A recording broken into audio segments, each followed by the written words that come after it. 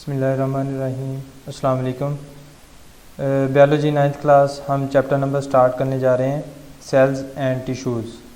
जैसा कि आप लोगों ने फर्स्ट चैप्टर के अंदर सेल की डिफ़ाइन पढ़ी है, basic structural and functional unit of life, ज़िंदगी की बुनियादी साख्त के लिहाज से और काम के लिहाज से ज़िंदगी की जो बुनियादी इकाई होती है उसको हम सेल का नाम देते हैं। दूसरी डिफ़ाइन हम यहाँ देखेंगे टिश्यू की, group of similar cells specialised for the performance of common function. एक जैसे सेल्स का एक ग्रुप, एक bundle for the performance of common function, जो कि ख़ास होता है, specialised for the performance of common function, जो कि मखसूस होता है किसी ख़ास काम को सर अंजाम देने के लिए। एक जैसे सेल्स का एक ग्रुप जो कि मखसूस होता है किसी ख़ास काम को सर अंजाम देने के लिए, उसको हम टिश्यू कहते हैं। जी डियर स्टूडेंट्स, इसके बाद हम इस चैप्टर के अंदर देखेंगे मेजर कंसेप्ट जो हैं, उसमें माइक्रोस्कोपी है and the emergence of cell theory. उसके बाद सेलुलर स्ट्रक्चर्स एंड फंक्शंस, यानी कि सेल की साख्त कैसी है, स्ट्रक्चर के लिहाज से सेल कैसा होता है और उसका काम क्या होता है। Cell size and surface area to volume ratio, cell का साइज़ क्या है और उसके सरफेस एरिया के वॉल्यूम के लिहाज से उसकी रेशो जो है वो तफसील के साथ इसमें हम पढ़ेंगे। Passage of molecules into and out of cells, molecules का सेल के अंदर जाना और सेल के अंदर से बाहर की तरफ वेस्ट मटेरियल जो है उसका बाहर की तरफ आना, इसके मुतालिक हम डिस्कस करेंगे कि कैसे मालिक्यूल्स सेल के अंदर मूव करते हैं और अंदर की तरफ जो वेस्ट मटेरियल होता है वो सेल से बाहर कैसे मूव आउट करता है। उसके बाद हम डिस्कस करेंगे एनिमल एंड प्लांट टिश्यूज़, जानवरों के और पौधों के टिश्यूज़ के मुतालिक हम डिस्कस करेंगे। जी सबसे पहले हमारा आज का जो टॉपिक है वो माइक्रोस्कोपी है and the emergence of cell theory. Microscopy basically क्या चीज़ है? The use of microscope is called microscopy. Microscope का इस्तेमाल जो है उसको हम माइक्रोस्कोपी कहते हैं। माइक्रोस्कोपी क्या है? The use of microscope, microscope का इस्तेमाल माइक्रोस्कोपी कहलाता है। There are two important terms which are use in microscopy. These important terms are magnification and resolution.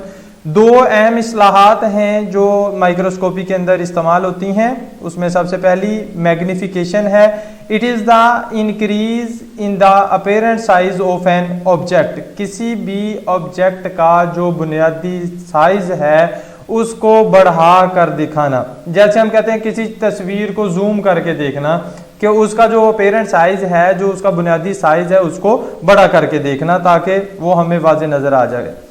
उसके बाद दूसरी इंपॉर्टेंट टर्म है resolution. It is the measure of the clarity of an image, किसी तस्वीर को साफ दिखाना। जैसे फॉर एग्जांपल हम मैग्निफिकेशन में क्या है कि हमने तस्वीर को बड़ा किया, जूम करके देखा। जब हम जूम करते हैं किसी चीज़ को तो हमें नज़र आता है कि उसके पिक्सल्स जैसे फट रहे होते हैं। तो उन पिक्सल्स को फटने से बचाने के लिए, यानी कि उसके धुंधलेपन, तस्वीर का जो धुंधलापन है उससे बचने के लिए हम रेजोल्यूशन की इस्तेमाल करते हैं। Human naked eye can differentiate between two points which are at least 0.1 millimetre apart. इंसानी आंख जो है, आम आंख जिसको हम नंगी आंख बोलते हैं, यानी कि without any use of lens, किसी किस्म की कोई ग्लासेस, कोई चश्मा वगैरह इस्तेमाल करने के बगैर जो है एक इंसानी आंख 0.1 मिलीमीटर *1 मिलीमीटर के फासले पर दो ऑब्जेक्ट्स पड़े हुए को अलग अलग नजर देख सकती है। This is known as resolution of human eye. Human eye would not be able to see objects which are 0.05 millimetre apart, यानी कि अगर दो ऑब्जेक्ट्स जो हैं, दो चीज़ें जिनका दरमियानी फासला 0.05 मिलीमीटर हो, उसको हमारी इंसानी आंख जो है वो नहीं देख सकती। लेकिन अगर उनका दरमियानी फासला 0.1 मिलीमीटर है तो इंसानी आंख जो है किसी भी किस्म का लेंस इस्तेमाल किए बगैर उनके दरमियान में फ़र्क वाज़ेह कर सकती है। Magnification and resolution can be increased with the help of lenses, यानी कि मुख्तलिफ रेजोल्यूशन के लेंसेज जो हैं उनको इस्तेमाल करके मैग्निफिकेशन और रेजोल्यूशन को बढ़ाया या कम किया जा सकता है। जी डियर स्टूडेंट्स, इसके बाद हम माइक्रोस्कोपी के अंदर डिस्कस करेंगे light microscopy and electron microscopy को, यानी कि लाइट माइक्रोस्कोप कैसी होती है और इलेक्ट्रॉन माइक्रोस्कोप जो है वो कैसी होती है। जी सबसे पहले हम लाइट माइक्रोस्कोप को डिस्कस करेंगे। इसको LM बोलते हैं, यानी कि लाइट माइक्रोस्कोपी की एब्रीविएशन है LM। L का मतलब है लाइट और M का मतलब है microscope. Light microscope it works by passing visible light through a specimen. किसी भी चीज को जिसको हम मुआयना कर रहे हैं, जिसका माइक्रोस्कोप के नीचे, उसमें से विजिबल लाइट, ये जो नजर आने वाली रोशनी है हमारी, उस रोशनी को गुजारते हैं। इट यूजेस 2 ग्लास लेंसेज, यानी कि लाइट माइक्रोस्कोप जो है इसके अंदर सिर्फ 2 ग्लास लेंस होते हैं। एक लेंस जो है वो उसकी तस्वीर को बड़ा करता है, यानी कि मैग्नीफाई करता है, और दूसरा लेंस जो है वो उसको दिखाता है। या तो व्यूवर्स की आई, यानी कि देखने वाला जो है वो अपनी आंख की मदद से देखता है, या फिर वो फोटोग्राफिक फिल्म यानी कि एक स्क्रीन के ऊपर उसकी तस्वीर को शो करता है। इसके अंदर एक डिफाइन है माइक्रोग्राफ की। Micrograph a photograph taken through a microscope is called micrograph. एक ऐसी तस्वीर जो माइक्रोस्कोप की मदद से ली गई हो उसको हम क्या कहते हैं? माइक्रोग्राफ बोलते हैं।